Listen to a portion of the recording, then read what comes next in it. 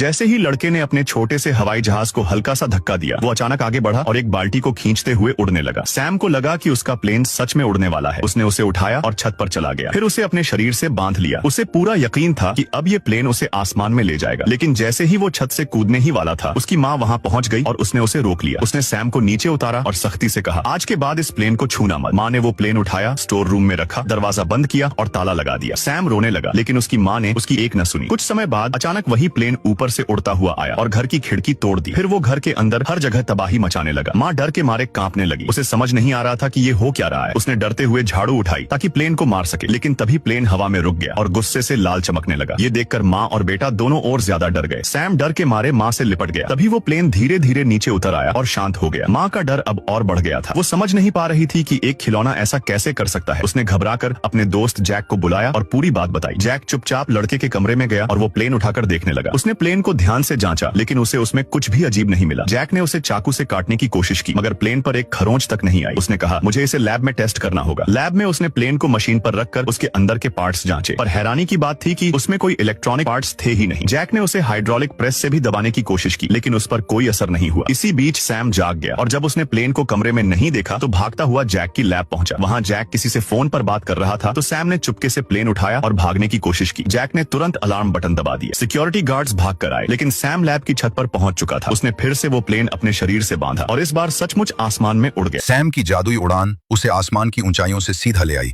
प्रयागराज की मशहूर दुकान शू फैक्ट्री पर। सैम दुकान के अंदर जाता है और चकाचौंध हो जाता है। सिर्फ आसमान में उड़ना ही काफी नहीं, जमीन पर भी कदम दमदार होने चाहिए। सैम ने देखे यहाँ एक से बढ़कर एक स्पोर्ट्स शूज और स्टाइलिश फुटवेयर, वो भी ऐसे दाम में कि सैम खुशी से झूम उठा। सैम नए जूते पहनकर स्वैग में चलता है, स्टाइल और मजबूती का संगम। तो इंतजार किस बात का? आप भी उड़कर आइए या चलकर आइए शू फैक्ट्री, चौक 0 रोड, प्रयागराज पर, और अपने पैरों को दीजिए एक नई पहचान।